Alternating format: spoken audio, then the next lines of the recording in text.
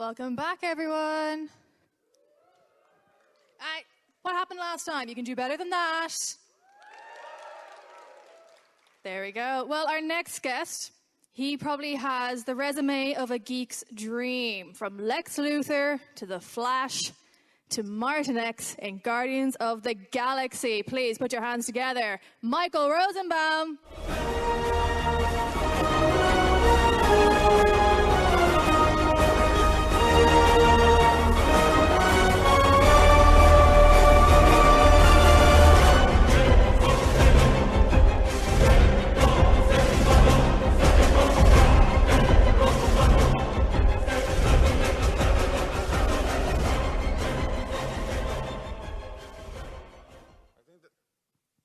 It'll turn on in a sec. Hello? Pat? Let me try this one. Maybe this one? I think that was the soundtrack to The Omen. What was that? Which one was it, Pat? Guardians of the Galaxy 2. I should know that.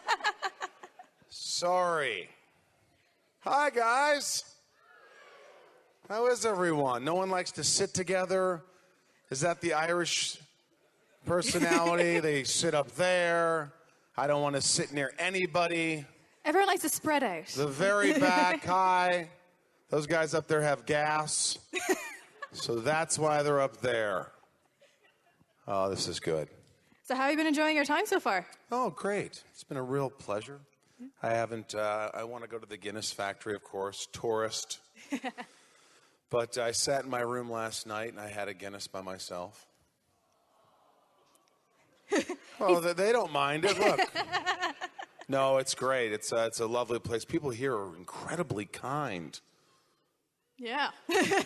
Was that thank you? Child's thank you? No, it's a real treat. Because this is your first time in Dublin as well, isn't it? So well, I was here 15 years ago. I went to Galway. Popular place, Galway.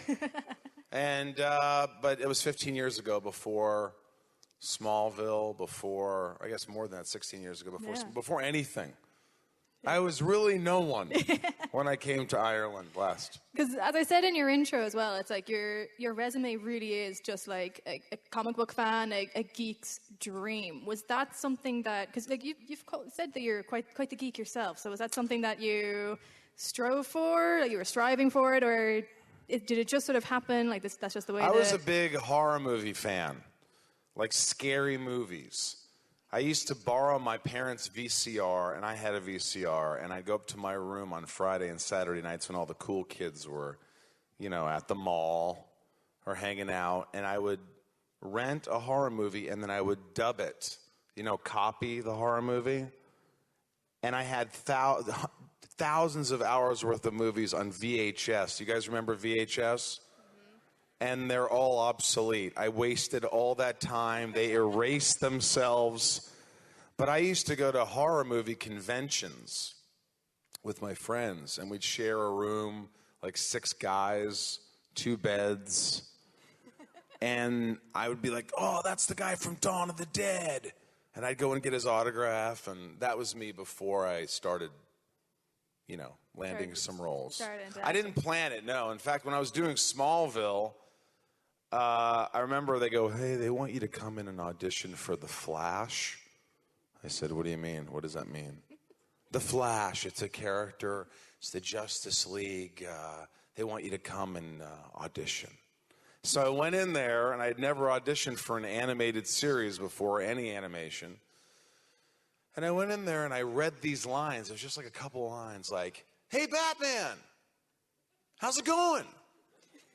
And then they said, do it again, but be a little happier. Hey, Batman, how's it going? Thank you. I was like, what the heck was that? It was the easiest audition ever, or they hate me. And then a week later, my agent goes, you got it. I got the role. And then I remember going in there and walking in and meeting Kevin Conroy and Phil Lamar and Susan Eisenberg and George and Carl Lumley and Maria, and just all sitting down and reading the script, and that's when it sort of happened. A lot of these shows, they don't always work together. Sometimes, like when I was doing Smallville, they would link me up there. They would there'd be an engineer in Los Angeles, and I'd be up in Vancouver, and I'd be doing all my voices from there. But when I got to perform with all the other actors, that's when it was really fun. Because it's a nice little tidbit that, like, you're here, you voice the Flash. Then we also have John Wesley Shipp, who is the Flash, and we also have Kevin Conroy, who is the crazy Batman voice actor as well. Right? So it's a nice little link in. Yeah, it's pretty neat having us all here, huh? This is pretty cool. Thanks for having me.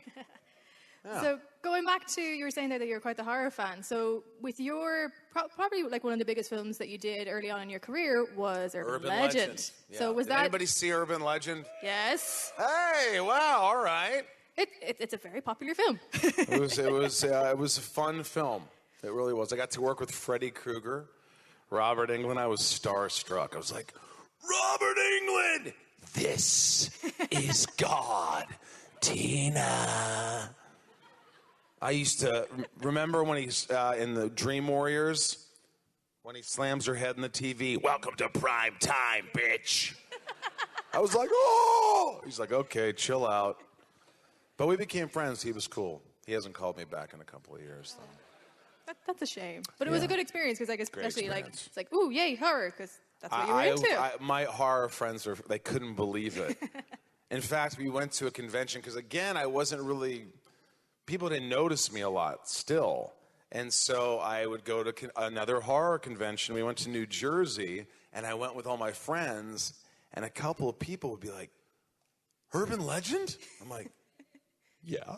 And they're like, I love that movie. And I'm like, whoa, people recognize me. This is kind of cool.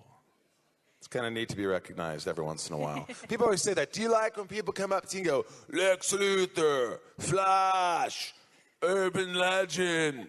I'm like, it's better than Sorority Boys. It's better than them coming up and saying, Shy Talk. Right? It's nice. It's like, before I was like in high school, I was this little kid and shortest kid in my high school and didn't have any friends. And it's nice when people are like, hey, I like your work. It doesn't suck. And speaking about getting recognized as well, I suppose because one of the roles that you are most well known for, you don't have any of the... what character is that? Oh, I didn't... It's, what's his name again? You guys know it? Yes, that's Lex Luthor. That guy didn't even like the joke. He was just like, Lex Luthor. Come on, we're not children here. Because you actually shaved your head for that role as well. You didn't wear a cap. Oh, did you? What? I shaved my head. Yeah, you did. There's nothing worse than shaving your head for 7 years, 160 episodes, 1,300 times, and people go, did you wear a bald cap? No! I shaved it! Because you're one of the few people who has actually shaved their head for the role as well. Yeah, Gene Hackman didn't shave his head. Did Eisenberg shave his head? He did, yeah. He did, okay. But that's pretty much it. That's it? Yeah. Very, very short list. Yeah. I was the first one. Yeah. And because you've already gotten into, like my next question, which was, regret it? Best role ever. Playing Lex Luthor was, again, it's an iconic character. I was scared to death to do it. Because if you know me, you don't know me, but you sort of are getting to know me. And I'm a goofball. So all my friends, like, I'm doing comedies, and I'm like, I walk around the house naked sometimes, and everything you think of Lex Luthor, I'm not. And when I got it, my friends are like, what? You're kidding, right, dude? You're Lex Luthor? You're a total puss. No one's going to believe that, which scared me to death. And I thought, oh my God, what am I going to do? They're going to fire me. And I remember the first day I went in the makeup trailer, and they shaved my head. And I was like, I was nervous, and then all of a sudden, and then I remember looking at myself in the mirror, just completely bald, and I go, yeah, now you're a badass. Now you can do it, man. You're bald, you're different. You know what I'm talking about, right? Baldy. But I feel like I'm part of the reason I made bald cool. I brought bald back, right? Yeah. And being bald, if you have a good head, it's good. Sir, you have a great head? You? Great head? You have good heads. I have this, it's a bump in the back of my head. It's called an occipital bone. Can you say that? Occipital bone. Yeah, I think that's the correct way to say it. It I actually have it myself. You have one, so you feel that on the back. No! No, but can you feel that? Yeah. Yeah, it's big, right? Yeah, it is. Actually, it's bigger than my one. Oh, thank you. Sorry. Oh, yeah, my God, that is. You're deformed. No, I remember when I felt that the first time, I went up to the camera operator, the director of photography and the camera operator, and I said, hey, guys, could you not shoot me from here? Try to stay around here, this area. That didn't work. So people started commenting on the Smallville message board. He's got this weird bump in the back of his head. I'm like, yeah, but it was okay. It's like, thanks, guys. Yeah, it was fine. And I got to make out with Lana Lang. There you go. She clearly had no problem with it. I used to go up to her and go, Kristen, I just want to say, if I get excited today working with you, I apologize. And she'd say, we don't have a scene together today, right? And I'm like, even so, it might happen. She was very pretty. I got to kiss her. Did you ever see us kiss? I did. I was a big Smallville fan. Really? Like, really big Smallville fan. And even though everyone was fawning all over Tom Welling, I was like, nah, do you know what? Lex.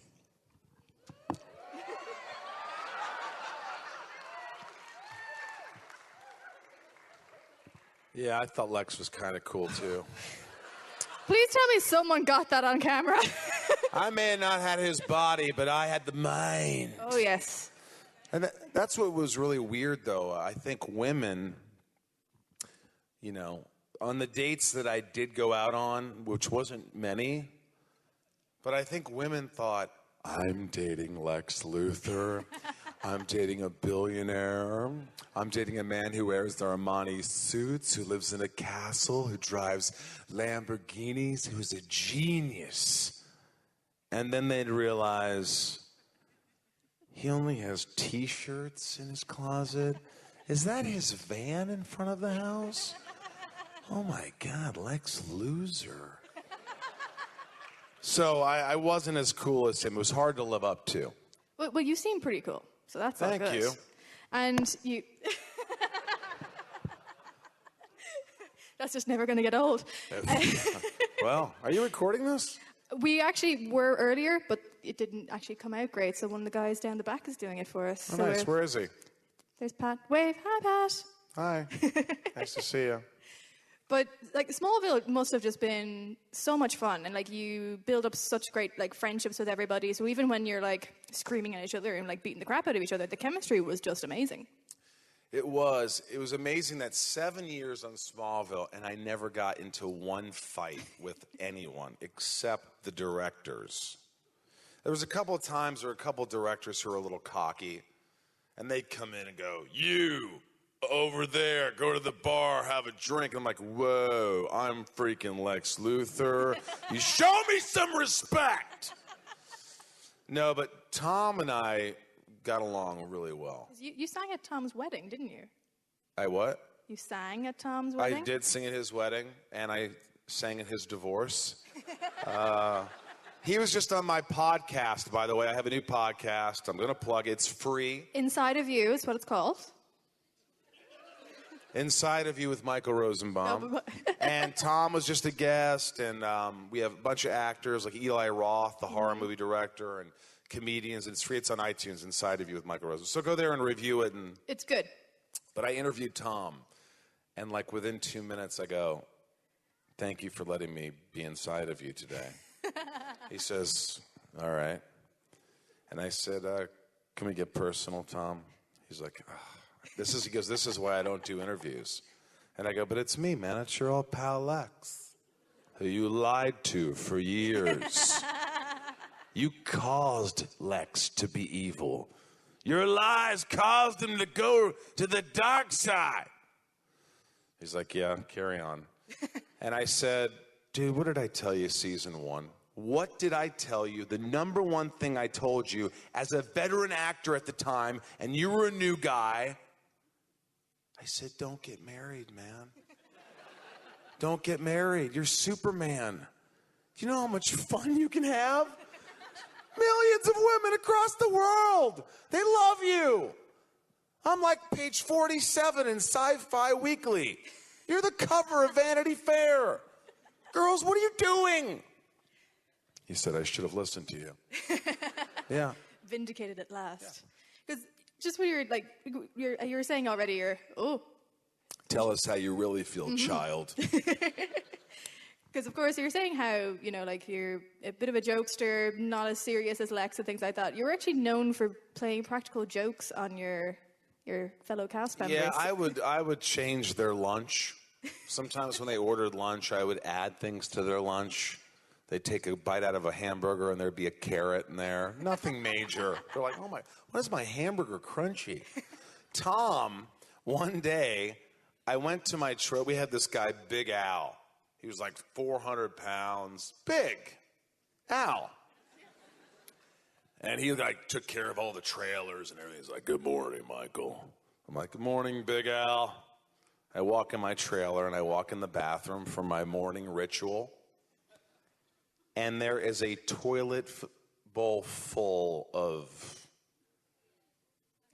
yeah. And I go, what the, and I hear this laugh. Ha, ha! And I walk in, I go, Al, did you just crap in my trailer? It's the biggest, it was chili from lunch the day before. Tom Welling poured a big pot of chili all over my bathroom. There was chili everywhere, so it looked like Big Al had died in there. So he really got me. He got you back. Yeah, he did. Although that's a bit of a step up from carrot in a burger to yeah, carrot in a burger to chili all over your bathroom. He got the best of me. And of course, so while you're involved in Smallville, you already mentioned that you got involved in the Justice League Unlimited and the Flash, but you haven't actually only just portrayed the Flash in one instance. You've had Wally and Barry and Kid Flash and things like that. What is it about the Flash that just keeps drawing you back in? It's work. When somebody says, hey, you want to work? I'm like, oh, yeah, sure. That sounds good. It's a blast. And just, I like make-believe. We all are here because we love make-believe. We like fantasy. We like coming here and getting away from our jobs and getting away from the real world and dressing up. And although you keep that hair all year long, I like it. It's really nice. I like it. But, for me, it's just a good time. It's great to go into a studio in front of a microphone and become a character. And then Bruce Timm, who created it, would say, hey, there's this character, Ghoul. Will you do your Christopher Walken as Ghoul? I'm like, Batman, listen, I'm going to kill you. Batman, I'm Ghoul. You understand? And he goes, yes! Do your John Malkovich for this. No, what you couldn't know, Batman. Do your Kevin Spacey as Deadshot. Thank you. You know me better than me. No, listen to me. No, Batman. You're going to die today. And I would do this whole thing like Kevin Spacey talks. And he'd go, yes! So thank you, Kevin Spacey and Christopher Walken. And but yeah, it's just a treat to get to go in and do different voices and play different characters and shave your head and, Because you voiced Lex in an episode as well, didn't you? Did I? I think so. I think your IMDb said. I did. Maybe it was a young Lex, wasn't it? Yeah, I remember that. And the Great Brain Robbery was cool because Clancy Brown, who played Lex, we kind of switched brains, and that was. You guys see that one? 3 people. That's good. Well, before we get to probably the most recent jump into the comic book world, you also had a TV series that I'm actually very sad to hear that it's not going to be on anymore, Impastor. Impastor, yes. That was a blast. I played this guy who was he did some drugs. He was a bit of a loser. He Next thing you know, this guy dies and he becomes a pastor, a gay pastor in this little town. He's pretending to be this pastor. And we did 2 seasons and it was a blast. We had so much fun, and I was an executive producer on it. And like I said, I just love playing different characters. So going from Lex to that, it was a huge the Flash, it's just, it's a treat. It's a treat. No, because it was a great show. So this it's like echo, can you guys hear the echo? Or it doesn't bother you so much? I think it's probably because we can actually hear each other talk, whereas What? they only hear What? this. What'd you say? Yeah. How are you guys doing up there? Wake up! All right, I like this. Go ahead. Well, I suppose it's probably time to mention Guardians. Oh yeah, Guardians of the Galaxy. That was cool because in this industry, which is you want to become friends with guys who will put you in their movies. No, that's not really entirely true. James Gunn and I became good friends. We were going through a breakup. We met on a plane. And we were going through not together. We weren't going through a breakup with each other. But he had gone through a breakup, and we were just like 2 emotional guys in Hollywood and we just hit it off, and we started going out to dinner together and hanging out, and kind of became each other's therapists in a way, and we just hit it off. So then years later, as we become close friends, he gets Guardians of the Galaxy. And I remember saying, "What is that?" I don't know what Guardians of the Galaxy is. I didn't really know. And it became what he did with it was just tremendous. And so in the second one, he calls me, goes, "Hey, dude." I go, "Hey." He goes, "There's this role in Guardians." "Yep, I'm in." "Well, let me finish. There's this role, and this character, Martin X, he's one of the original Guardians of the Galaxy. He was the first comic that Stan Lee and they did years ago, and I've made him this Ravager. It's this small role. It's like 3 scenes, but there could be a future for this character." And I go, "Did you hear me 5 minutes ago? I said I'm in." And he goes, "You'll be working with Stallone." I'm like, "Oh, I'm in. What else do I have to say?" And it was just a dream job because I can only imagine what it was like being in Star Wars and going there and seeing these, like the Millennium Falcon, and being a part of something like that. And then you already knew Guardians was a huge success. So I knew the second one was going to be special, and the scenes the sets were just huge. And my hero was Stallone. And Stallone and I got along so well. And James hates my music because I sing 70s love songs. So I'm like singing like the Eagles, "Take it to the limit one more time." And all of a sudden, Stallone would be singing with me. I'd sing a song, I'd be like, "It's a long road." And all of a sudden, "When you're all alone." I go, "You know that song?" "Come on, it's from First Blood. You don't think I know that?" And then I'd sing like these Bee Gees songs, and I'm like, "And we got nothing to be guilty of. I love will climb any mountain near." And just me and Stallone, and I look at James Gunn, he's like, "Oh my God, we're not going to get anything done today."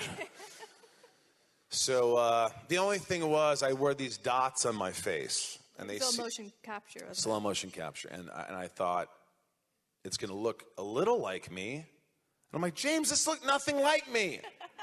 He's like, "Yeah, man. But maybe if you come back, we'll make it more like you. We'll see." And speaking of coming back, rumors are now quite abundant after an interview that he did that it's actually not going to be Guardians 3, but that it might be a spin-off of its own. When was that interview? Last week.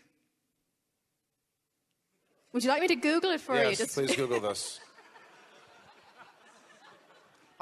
His birthday was last week, and I went to dinner with him, like 3 days ago, with me and Michael Rooker and him and Sean Gunn and just all our friends. It was like, and he didn't mention that. But we have a rule. There's an unspoken rule. With your friends, you just don't go, "Hey, man, am I in the movie?" we're just friends. You're one of my best friends. I love you. I'm here for you. Let's not talk about work. You just don't do that. You just hope that maybe he'll want you back. And if he does, great. But maybe the 70s song singing ruined it. But Stallone, after the premiere, he goes, "Yo, Michael." He knew my name. He didn't say it on set, but he remembered it at the premiere. He goes, "Michael, hey," he's with his family. We got to be coming back, right? I mean, look, we're in the end credits. We got to be coming back, right? I go, "Dude, my last name's Rosenbaum. Your last name's Stallone. Shouldn't you know?" "Yeah, you're right. I'm going to look into it." There you go. They released actually a snippet from the blooper reel, and it turns out that he had a bit of trouble saying the word Ravagers. I sent James, I wonder if I have it here, while we're filming, because I'm in that. You are, yeah. You are literally breaking your heart laughing. I'm in that scene, and hold on, you got to hear this. I would send these videos to James because he would go, "You're a Ravager," and James would go, "It's Ravager, Sly, Ravager, Ravager. That's what I said. Who wrote this?" "I did, James, or I did, Sly." "Yeah, well, hey, we're going to do this again. I'm going to end up looping this or re-recording this. I can't say these lines. Who writes these lines like that? Ravager, like, what else?" So, let's see if I could find it. I found that article, by the way. It's on comicbook.com. Really? Mm-hmm. I hope they know what they're talking about. Oh, he said it to Collider, so it was an original interview with Collider. "There's always discussion with Ravagers." He then clarified that it wouldn't be a different version of the Guardians, it would be the Ravagers. So there you go. Well, looks like Martin X has a shot. There you go. Yo, hey, I just want to tell you, it was great working with Rosenbaum. I don't even know who this guy was. Thought he was like my rabbi. He liked 70s music, though he sang a lot. Ravager! That's amazing.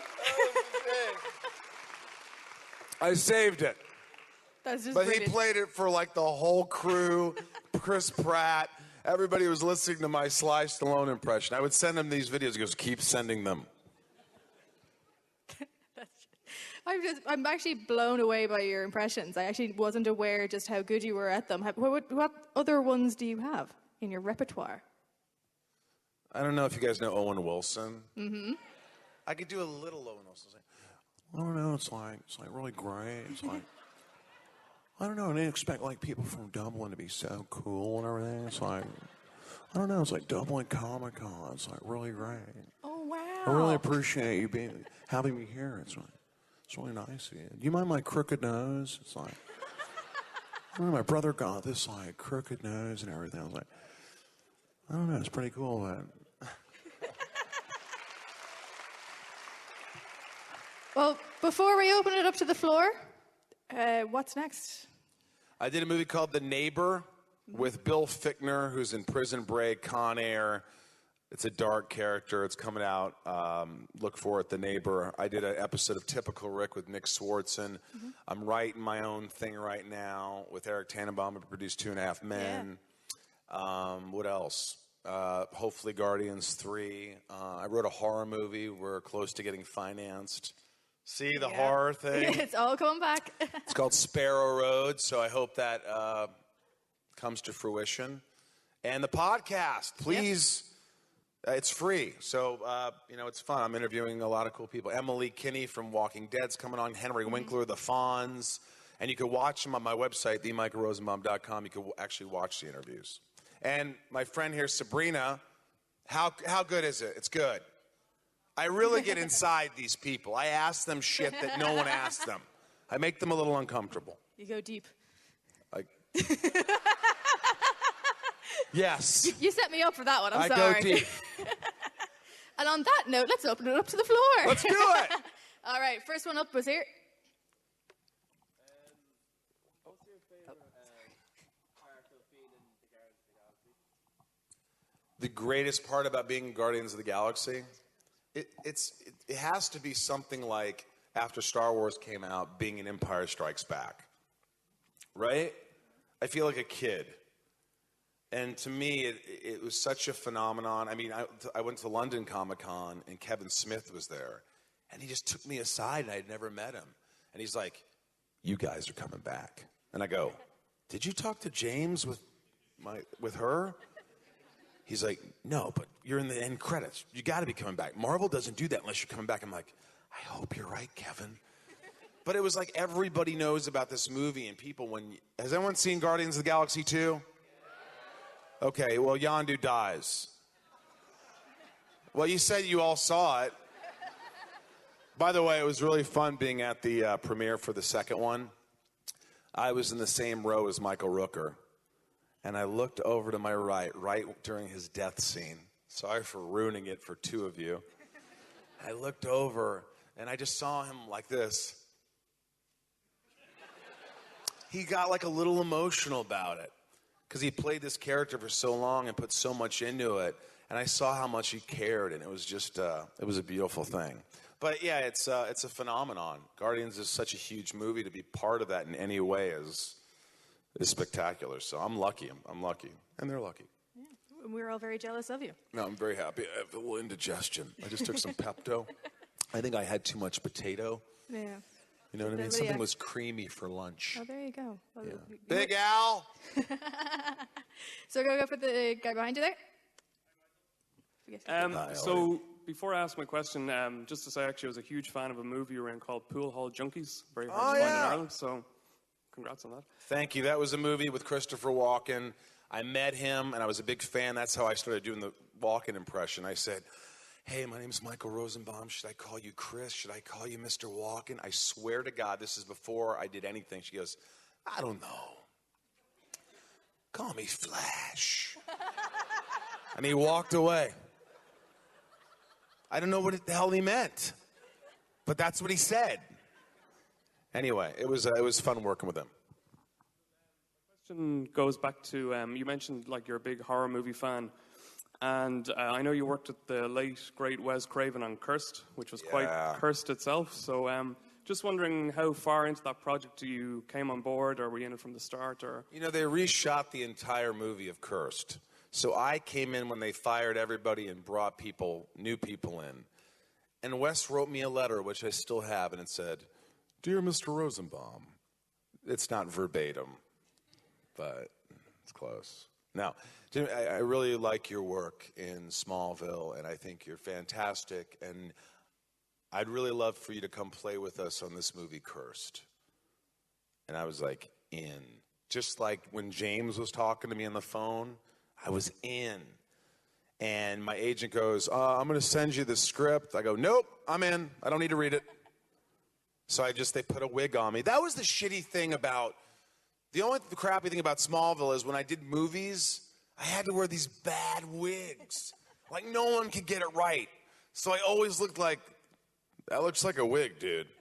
So they always just had to light me, and it was just fantastic working with Wes Craven. He was so great. He would always ask me to do impressions, and we'd talk about the Amityville Horror, and he'd say, it's not real. And I go, yeah, it is. He goes, no, it's not. And we get in arguments about it, and Christina Ricci wasn't really nice, but I think she had to redo the movie. She just wasn't in a good mood. She just wasn't happy to be there. But I get it. You already shot the movie once. Now you're doing it again. Yeah, I wish she was nicer, but she was nice. She was fine. Whatever. I'm in my own head right now. I'm just thinking back. Sorry. Flashbacks. All right. Actually, there's one over this side over here. Yes. With black sleeve, I think. I can't see anything. Yeah.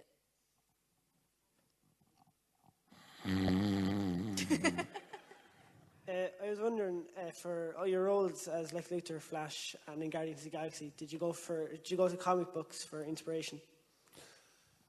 You know, for Lex Luthor, I saw the Superman movies, and I was a huge Gene Hackman fan. And again, I was scared to death because nobody's better to me than Gene Hackman. He's my favorite. That was it for me.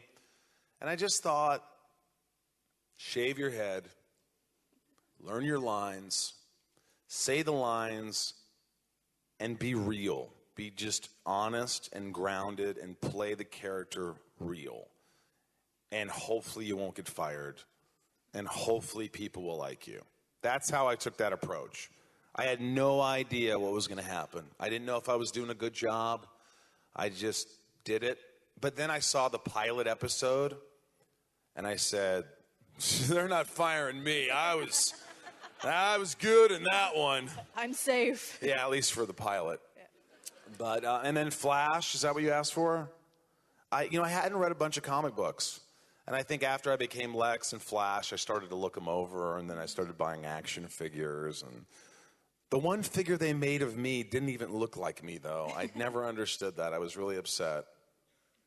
It's a marvel how these things happen. Yeah.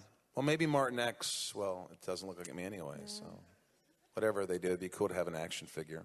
You'd have to get one like that's half and half Martin X face, half all dots. Half all dots, yeah, right? Dot face. Do something like that.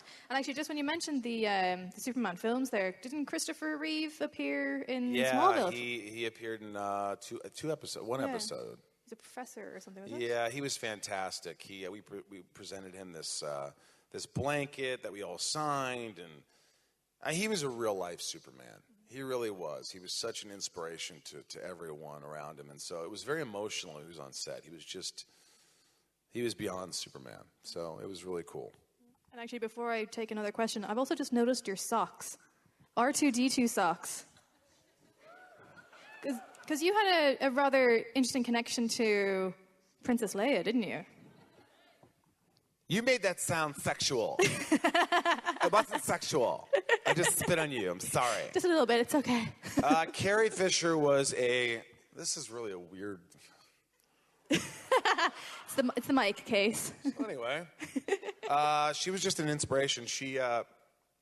I have an assistant that helps me out, and years ago, Carrie's assistant called my assistant and said, hey, Carrie's daughter Billy wants an autograph of Lex Luthor. And I go, well, you tell her I want a picture from Return of the Jedi when she was wearing like nothing with Jabba the Hutt, and I want her to sign an autograph for me. So she it's in my office, it says, to Michael, blow me. Carrie.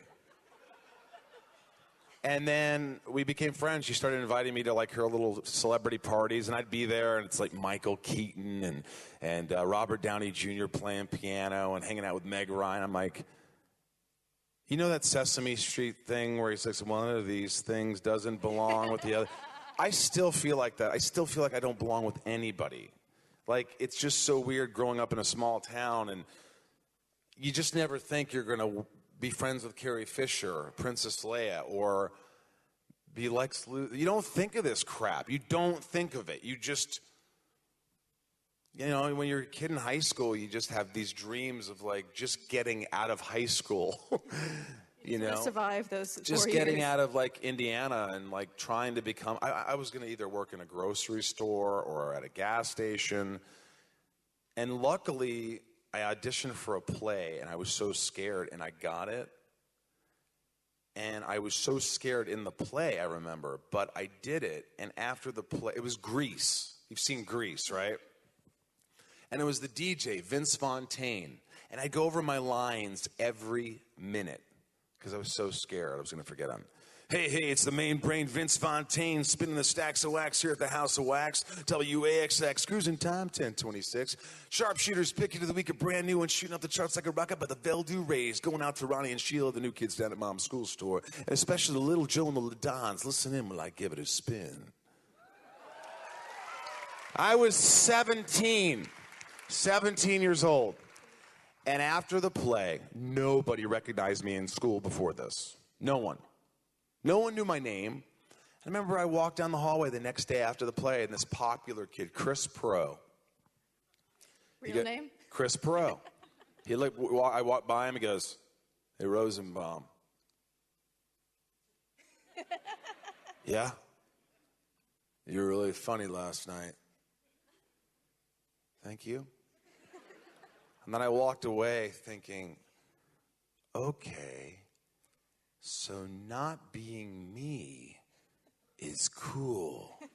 I'm accepted when I'm playing a character. So that's sort of goes into the whole thing of not feeling like I belong. Because when I'm really me, it's hard to, you put on an act or whatever. But it's hard to imagine, it's just, the connection's weird. So when I'm a character, I feel like I fit in. I could act with anybody. I don't care who it is, But then when I'm me, I'm like, I'm hanging out with John Cusack and Kevin Spacey. All right, hey, and I'm trying to act cool. I saw John Cusack years after I did this movie with him. I'm like, hey, man, we did this movie together. He goes, hey, first I go, hey, what's up, man? He goes, hey, how are you? I go, good, we did that movie together, remember? And we were like, and I just became this kid. And he's like, okay. And I felt like the disconnect. Like there was a connection if I would have just shut up. You just fanboyed out, really. Yeah. So, I don't know. I went off on a tangent, but it was sort of interesting, right? Somewhat. We've got time for a couple more questions here, so we're going to go... Couple? At the corner what do you mean? It's only 4:43. Well, then we technically only have 2 minutes left, but I thought it's an hour. We have changeover. Really? Can we do 5 more minutes? We can indeed. We'll do it. We'll push it. So we have 8 more minutes then. Yeah, 8 more minutes. There you go. All right, over here. When the CW approaches you to reprise your role for Lex Luthor, what do you think the sibling rivalry will be like between you and Katie McGrath, who plays Lena Luthor? Ooh. Well, didn't I kill my sister in season 10, the final episode? I don't know. I'm always looking for a little... are they considering that? Could you imagine if they brought back Smallville? I think we're a little too old, but a little makeup, right? Al Goff, the creator of Smallville, coincidentally, is in Dublin right now. We're going to go meet, I think, on Monday or Tuesday. Sorry. And I have an idea for Smallville, to bring something back. He liked the idea. It's like, I can't talk about it, but there's this idea I have where I think I could get people to do it. I'm trying. It'd be cool. It's this cool idea. It's a different thing. So if we hear something about Smallville soon... He liked it. Because normally Al would go, terrible idea. But he goes, that is a really good idea. So we'll see what happens. Yeah, well, you heard it here first if it does. Yeah, you heard it potentially here first. There's a chance. Who knows? All right, so we're going to go for the person all in black. What? Right. Oh.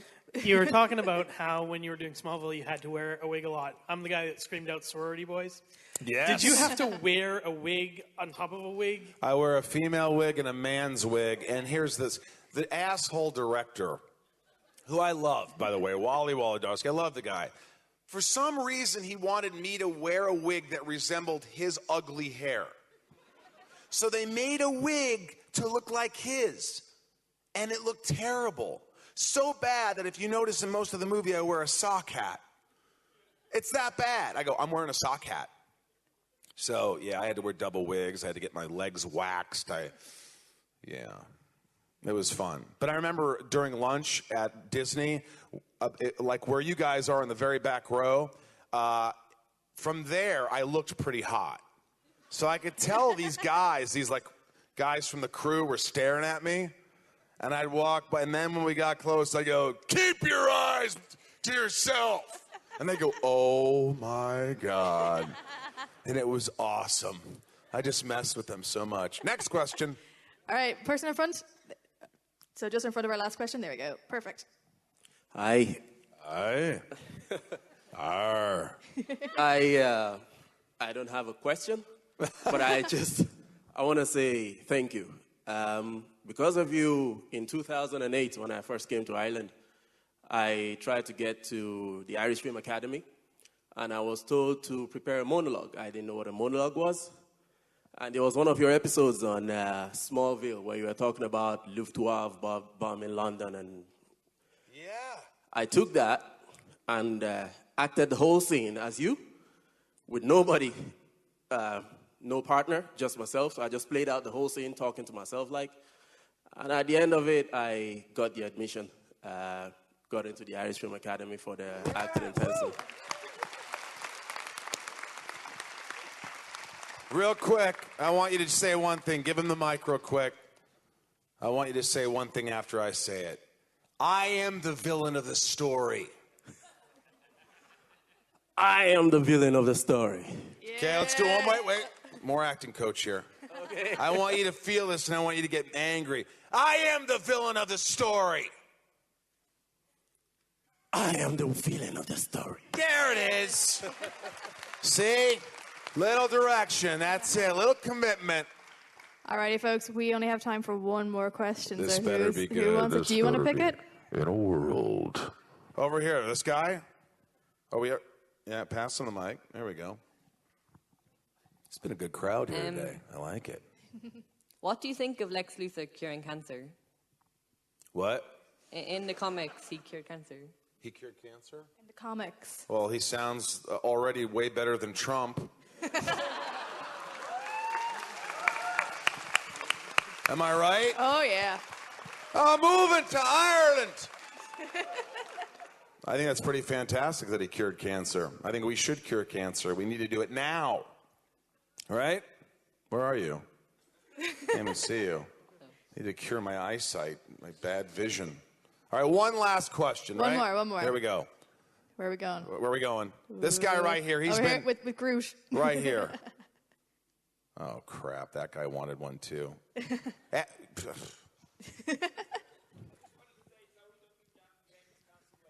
Zoe, Duncan, Jack, and Jen, you were the one that saw that. Thank you. That was a good, fun year. I thank you. Okay, getting back to Martin X and Guardians of the Galaxy 3. Groot. How I am Groot. much By the way, easiest job ever. Check it out. I am Groot. I am Groot. That's why I'm here today, because my daughter.